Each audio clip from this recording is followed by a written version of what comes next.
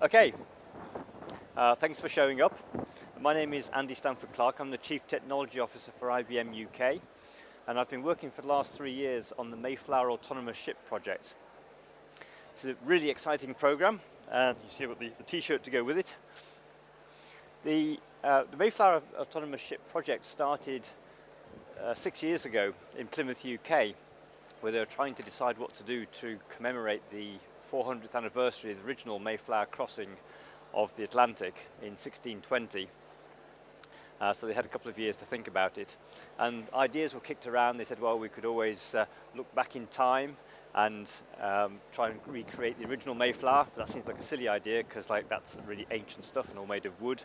Or they said, well, we could look forward to the next 400 years of the marine industry and build an autonomous ship that would recreate the journey of the original Mayflower, but would do it completely on its own, controlled by an AI captain, which would be in charge of the ship. So that's what they did. So as you can see, it's a beautiful, low in the water, very sleek trimaran design. She's 15 meters long and 6 meters wide. And the purpose of it is to gather data. So she's a platform for scientific discovery, very appropriate for the conference we're here at now, to gather data from the ocean to help us understand the impact of climate change and also our pollution of the ocean. You'll be familiar with microplastics. So it's not those big rafts of plastic that we see floating in the David Attenborough documentaries, but when that plastic dissolves and turns into microplastics, plankton eat the microplastics, fish eat the plankton, and we eat the fish. So we're eating the plastics that we're putting into the ocean. Really, really bad news. So hopefully the Mayflower project will enable us to understand better what's going on. The ship is built by a company called M-Subs in Plymouth, UK, and IBM is the main technology partner. So we're providing the technology that goes into the science experiments and also the core of the ship, which is the AI captain. These two guys, on the right is Brett Phaneuf, who's the guy who owns it, and on the left is Don Scott, who's the CTO. Both very cool guys who I've been working with for quite a long time. And the ship is funded by a not-for-profit marine organisation called Primari, so they've put the money up for the entire project, apart from IBM sponsorship, of course, which is why we've got our logo on the side of it.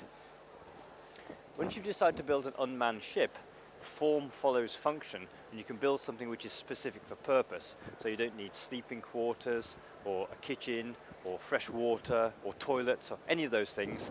You can just give the entire space over to what the ship is for, which is science experiments. So you can see, there's a laser pointer on here, no, oh yes there is.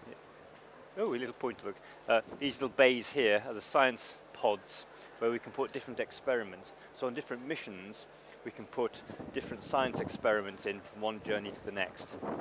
The ship is powered largely by solar panels, but there isn't quite enough solar panel service on top of the ship, so we have a biodiesel generator to back that up. That charges up batteries, which then turns an electric motor, which turns the propeller and makes the ship go along. Now the AI captain itself is an interesting blend of machine learning, prescriptive logic, and an optimizer. And those three things work together to form the brain of the AI captain. Now the artificial intelligence part is an image processing system. So this has been trained on 1.5 million images of things you might see at sea. Different sorts of ships in different orientations, icebergs, marine mammals, stand-up paddleboards, floating containers, even seagulls. Now seagulls were quite interesting because they swoop into the camera, fill the image, and then swoop out again. So we had to tell the AI captain not to be too alarmed when it saw a seagull, because initially it would be stopping, going, oh, I can't go on because there's a seagull in front of me, but they just flew away. So we had to specifically train it not to get afraid of seagulls. All the data that comes into the cameras is fused together with other sources. So we have AIS data, which is the telemetry that ships send out, and we have radar data as well. This helps us make the images less confusing, because if you've got a camera that's moving around like this, looking at a ship that's moving around like that, then it's quite easy to convince yourself the entire sea is full of ships, which of course it isn't. So using the radar data, we can disambiguate that data to say, look, there's just one ship in front of you and it's going that way. The AI captain then decides where it wants to go to the next waypoint of the mission. And it has full autonomy at how it gets to each waypoint, but we program into it the set of waypoints we wanted to follow, the last one being the destination. And so it decides where it wants to go, but then it has to check that it's following the rules of the road. So as in on the road, you have to follow the highway code for your particular country. On the sea, you have to follow the collision regulations or col regs. And these have been encoded as a set of rules into a thing called Operational Decision Manager. Now this is the prescriptive logic part of the AI captain's brain. So although the AI captain said, I want to go over there, the Operational Decision Manager says, well, you're not allowed to go in front of that ship. You have to go to the right behind it and pass safely behind it so it doesn't run you over. Okay, fair enough. So the AI captain is kind of kept honest by the Operational Decision Manager, which sort of looks out for it. It also has a system called SOLAS, which is Safety of Life at Sea. This is another set of rules, which are not the rules you have to follow, but they're the rules of wisdom built up over many years by sea captains. So rather than it behaving like a teenager who's just been given the key to a new boat, it actually behaves like a seasoned captain of a ship, and hopefully makes sensible decisions. The key thing is not to hit anything. That's kind of rule number one. And if there's any doubt about that, see rule number one. And that generally keeps the ship out of trouble, even if it's like, stop, look around, assess the situation, try again. It'll just do everything it can to avoid hitting anything, which makes it a lot different from autonomous cars, where you're hurtling down a highway at 60 miles an hour, reading road signs. You might have a child with a football running in front of you. In the sea, you've got much bigger distances, much slower, pace of life is much slower. You can generally avoid hitting things. And you always have reverse as well if necessary. So then the optimizer takes all the possible futures and decides which is the best one.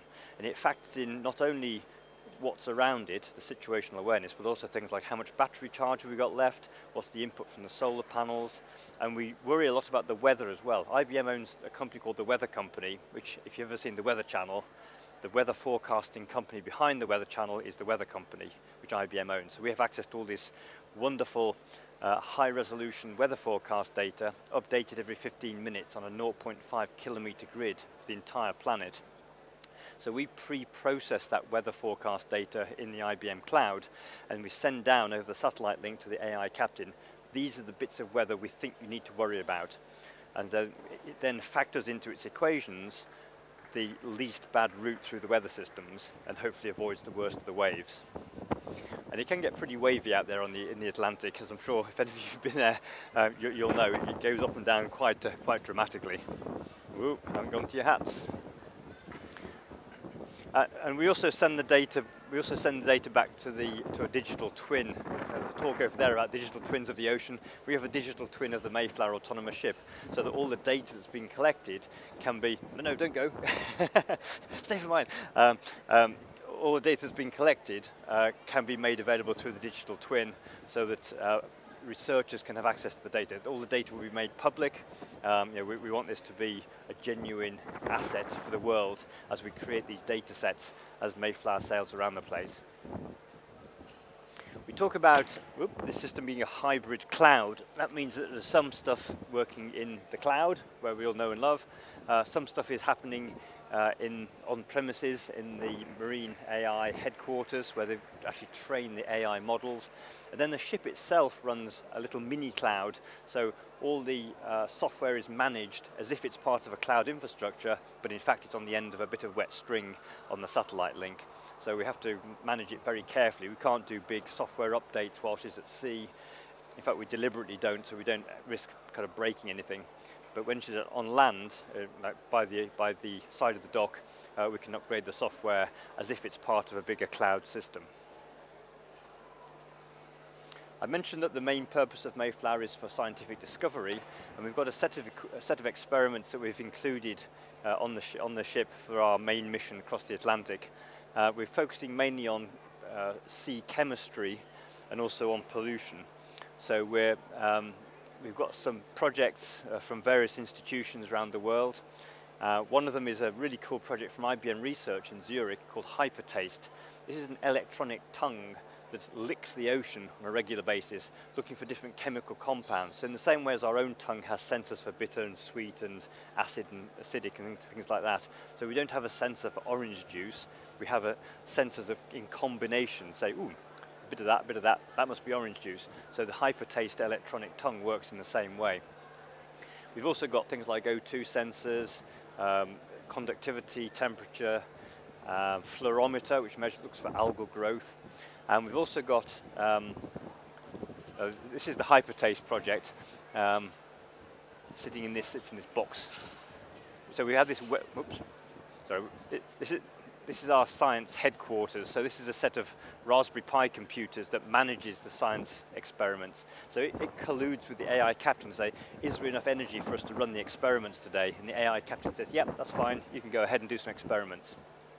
Now, one thing we found very early on is that these experiments work beautifully on the workbench in the laboratory, but as soon as you put them into a ship, expose them to a salty atmosphere and shake them out of it, they break really quickly. All kinds of things go wrong. Tubes get plugged up, wires come unstuck, all kinds of things happen. So we've learned an awful lot about making these experiments seaworthy. We have a thing called the wet lab, which is this box here. So rather than dangling the sensors out of the ship, we bring water in through a pump, run it through this fish tank, and then pump it out the other side. And that allows us to run the experiments in a controlled environment. And this big box here, with these tanks of fluid here, this is the hypertaste experiment. And this is where the electronic tongue is. And every time it's done a sample, it has to flush it through with clean water. So those tanks hold the clean water. You might see down here a little box that went on board at the last minute. This has got some little treasures in, which the members of the team wanted to have transported from Plymouth, UK to Plymouth, Massachusetts to be sort of ceremoniously opened when she gets there. So we're all dying to see what's inside that box. And there is something tied up with a bow there. I'm not quite sure what it is. It might be a case of Plymouth gin, but Brett's not telling us what's inside that box. So again, we wait with interest. So this is some of the data that we're getting. It's sent over the satellite links, which updates about every 10 minutes.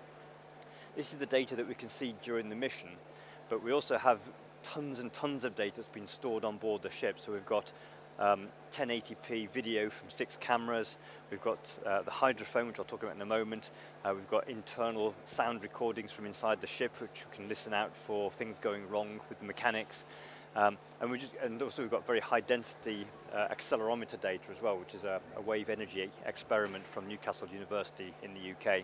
So tons of data which we're dying to get our hands on as soon as we can offboard it from the ship. Now, we've seen a few dolphins on our journeys, and I've just got a few pictures of them. This is one very early on, even before we had the IBM livery put onto the ship.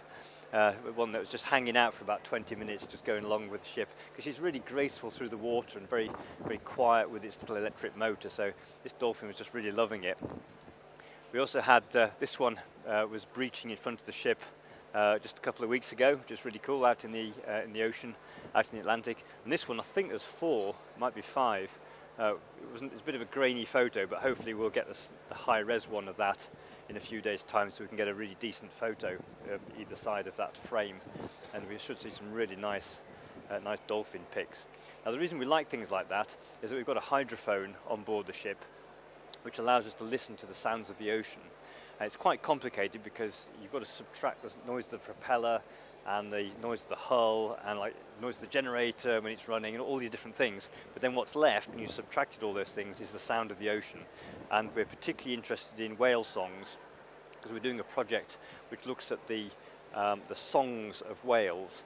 And there's a theory or hypothesis which is that the choruses of whale songs have commonality within the pods of the whales. So they sing their own unique verses, but then they have commonality in the choruses. So we've got a back catalogue of whale songs that we've got from a whale charity, and we're hoping we'll be able to spot some similarity with some of the songs that we've got in this catalogue. So that'll be really interesting. So the original plan was to reproduce the mission of the original Mayflower, going from Plymouth, UK to Plymouth, Massachusetts. And in June 2021, we set off with good intentions. Unfortunately, we only got 4 days into the mission, and I woke up one morning and saw that Mayflower was pointing the wrong way. That's definitely not the way to get to America from the UK. And what had happened was we'd had a problem during the night that an exhaust pipe inside the ship had broken off and was pumping exhaust gases into the ship, which was then being sucked into the intake, which was like really causing havoc with the generator. So they decided to turn around and try and limp back to the Scilly Isles, where her support ship was still waiting. And we almost got back. We actually got to about 150 miles off Scilly Isles, about there, and then she gave up. So we had to charter a tugboat from Poole to go out and rescue her and bring her back to Plymouth. So it was a rather expensive, quite dangerous mission to go and pick her up. But the thing we learned from that was that with no people on board, something really simple and mechanical can jeopardize the whole mission. So you've got all this wonderful IT equipment and the AI captain, all these experiments, but if something that you'd normally just wrap some gaffer tape around and carry on, there was nobody there to do that. Now, obviously in Star Wars we have R2-D2, the mech droid, who can go out and fix things on the starships. Now we realize how important that role is in fixing trivial little things during a mission, because with not even one person on board to fix it, the simplest little thing can really mess things up. So we brought her back to Plymouth, and it took quite a while to get it sorted out, and we decided to go for probably 9 months to a year before we set out again. This gave me time to work on my physical digital twin models. Now you've heard about digital twins. That's where you build a software system to simulate a physical system. I've taken this one step further into physical digital twins. So you take some aspects of the physical system and reimagine them back into the physical world again using live data from the digital twin. I'm a keen maker, so I've got my 3D printer out and some electronics, and I built this little rotating turntable which shows which direction Mayflower's pointing, and little lights go along it to show what speed it's going. I also built a physical model of that with a solid state version with LEDs that go around the outside showing the compass direction, so that shows it's going almost east. One of my friends built a software simulation of my physical digital twin, so it's a physical digital twin, which is now getting a bit silly. I've also built a throttle and rudder combination, so when the real throttle and rudder change on the Mayflower, this little model on my desk buzzes and they move around as well. So in real time I can see when there's been a change in direction, which is quite good, because then I can look at the screen and see what's actually happening. We've got live webcams as well coming over the satellite link, so we can see all the time what's happening, what the kind of AI captain is seeing through its cameras. And the other thing I built was what I call Longitude Explorer, which goes on the top of my monitor. So it shows, it's got Plymouth on the right, Plymouth UK on the right, and Plymouth Massachusetts on the left. And here's Mayflower. The red light means she's going left, because you have red on the port side. So that slowly steps across like one LED every couple of days as she's moving towards her destination. So that was really nice to see that each morning moving along a little bit. So mission 2, which was started on Wednesday the 27th of April this year, 5:30 in the morning, she set off again. We made a slight detour to the Azores because we had a bit of a problem with the generator about here. So we thought the best thing to do was to call in, make a pit stop at the Azores to fix that problem. We could have carried on, but it might have been problematic towards the end of the journey, so I thought it was safest to kind of go and try and fix it. And while she was there, it was quite easy to fix the problem, but then a big storm blew in, so we were advised by the weather company to wait out the storm. So we waited for 8 days in the Azores and then set off again. Now by then we decided to go to Washington DC, because there's a big Navy trade show there that the owners wanted to go to. So we thought we'd go to Washington first and work our way back up towards Plymouth. So that was the plan. After 19 days at sea, she was halfway, so 2,038 miles done and 2,038 miles to go. It's a jolly long way across the Atlantic, but I thought it was quite a milestone. And then, ta-da! On June the 6th, so 2 Sundays ago, after 40 days and 32 days at sea, 3,500 miles, she arrived in Halifax, Nova Scotia. Again, not in Plymouth. So what happened was that when we got to there, the main satellite navigation computer failed, it just died, and that could have been game over, but luckily we had a spare. So we switched over to the spare, which was just already in circuit, ready to go, and it took over and was fine. But we thought, because we didn't know why the first one had died, we'd better kind of get to land as soon as possible, and the nearest land at that point was 1,000 miles away, which was Halifax, so we set sail for there.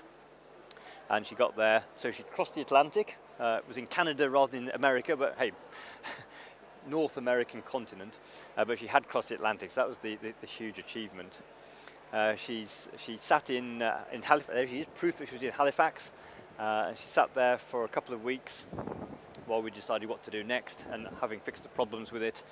And then, and this is bringing right up to date, today, this morning, 11:30, she set out from Halifax and is now about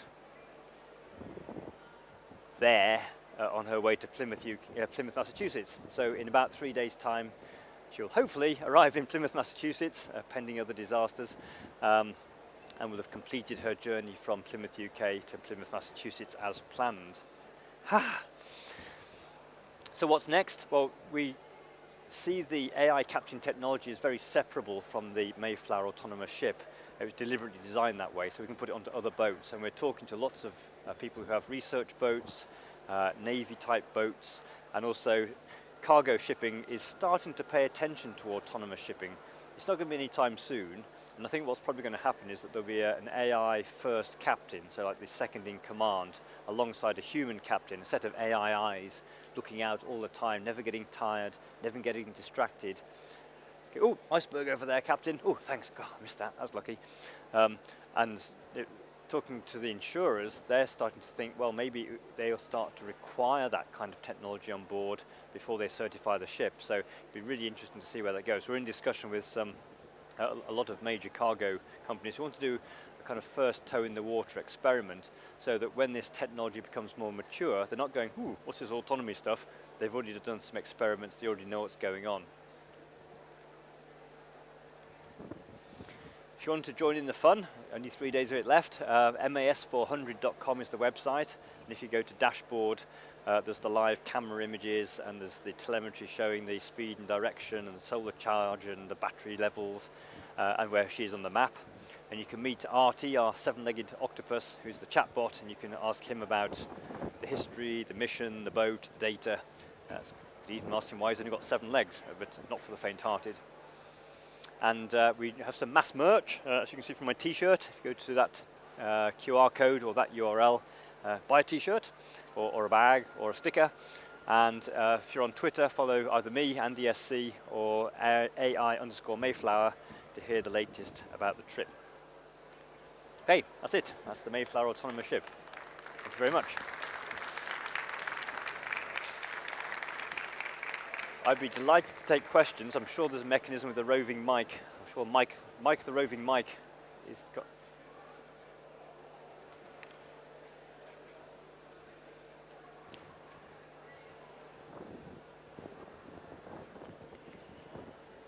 Hey, thanks, Andy. Jonathan here. Hello, Jonathan. Nice to see you. Super interested in terms of what are some of the insights you're hoping to get from the data, and how do you sort of see this moving forward into the future as we gather more and more data from the ocean? Yeah, well, that's really important, because as I mentioned, the purpose of the ship is to gather data, and on this first mission, it's been very much a learning experiment for us. Both in terms of how to run the experiments, and the ship itself is a science experiment as well. I mean, there's a ton of data from the operational system that we'll be analysing. But what we've started to put together are some longitudinal cross sections across the Atlantic. So from the east of the Atlantic to the west of the Atlantic, along all the different longitude points, this is how things like temperature, wind, salinity, oxygen, fluorometer, all these different variables change across there. We don't know how many other people have done that kind of transect across the ocean, but hopefully there'll be some useful data there that people can make use of. The bigger data sets, the accelerometer data and the hydrophone data, we're hoping will be very rich source of information about the ocean. The researchers at Plymouth University, PML and Newcastle are waiting eagerly to get hold of those data sets and to start to see what's actually in there. So it's going to be a while before we get them, and obviously research papers need to be prepared, and academics do their thing. but those data sets will be made available to anybody who wants them. So we're really hoping that somebody finds a really interesting way to mash that data together. And I think over time, as we start to build, as Mayflower or Mayflower-like ships, which can spend long periods of time out at sea, much, much, much cheaper to run than a research ship with people on board.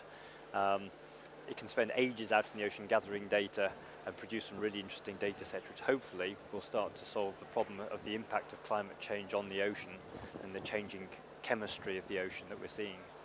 And one more, you stood in front of the Reef Company logo. What's your view of the potential to partner with the Reef Company? Yeah, so the Reef Company is very interesting in that they're going to build these artificial reefs, and the key thing is going to be that they will have sensors on them as well. So there'll be static sensors which can gather data from the same place over a long period of time. And if you compare and contrast that with the roving data sampler of the Mayflower autonomous ship and other ships to come like her, then you start to build a sort of a heat map or a grid of data sets, and you can sort of anchored in place by the ground truth that the Reef Company is generating and other people who are building artificial reefs. So I think the ability to kind of calibrate our sensor set against this longitudinal sensor, there's a bird, will be really, really valuable. Any other questions? Yes.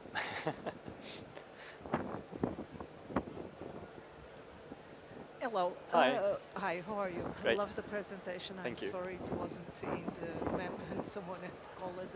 I'm glad they did. One of the things I would like to know is that while we were talking about not having someone on board, what is the cost associated with being solo with no human that can fix these things, and totally what is the advantage, real advantage of going without a human on board? Well, two things really. One is cost. I mean, even just to build a research ship costs tens of millions of pounds, whereas the whole budget for Mayflower is about £1 million.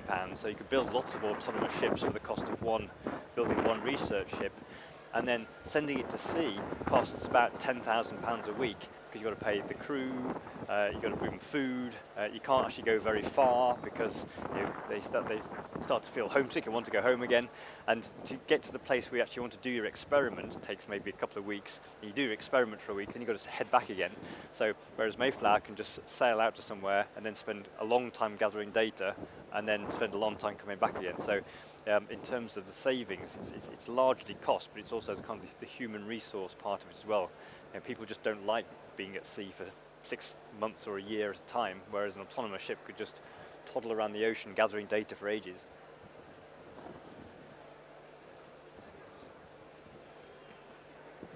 Hey, Andy. Hi. Hi. Thanks for your presentation. I think it's fantastic, obviously. Thank you. When you look at the Blue Box platform on the Reef Company, most of our installations will be close by coastal lines, right? Because of depth limitations, etc. With regards to Mayflower, is there a vision to have like a fleet around the oceans worldwide, or what is the vision for that once you have ironed out the startup issues and headaches, etc.?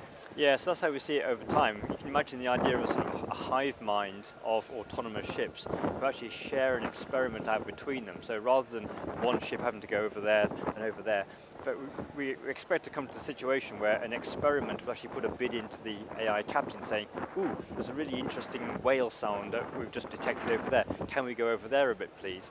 There's another experiment might say, ooh, there's some interesting chemistry over that way. And then you get like a sort of tug of war as to which one do you go to first? I don't know, maybe they'll bid Bitcoin to the AI captain to kind of bribe, to see, kind of have an eBay auction to see who wins, gets their experiment done. Or you could say, well, there's two or three ships in the fleet now, we'll do this experiment over here, this ship, and we'll do that experiment over there on that ship. So they actually distribute the intelligence between them and cover a bigger area and get more science done. So I think over time, I'm expecting to see a fleet of these things wandering around the ocean, gathering data, but comparing notes and saying, ooh, there's something you should come and look at over here. Ship number 3 who's got this particular sensor on board, and it would come over and participate in that. We're already doing some work with some other types of robots with some other organizations. Probably shouldn't have started this sentence. To try to combine autonomous ships with quadruped robots with drones for data gathering, and the combination of those 3 sharing a mission between them and working out who's best placed to execute the next step of the mission. Really, really interesting AI. And it's not the low-level AI that controls the individual things. It's that higher level cognitive function which takes kind of a holistic view of it and thinks, what's the best way to solve this problem?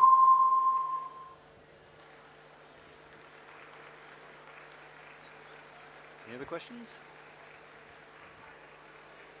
No? Okay, well, thank you very much for coming.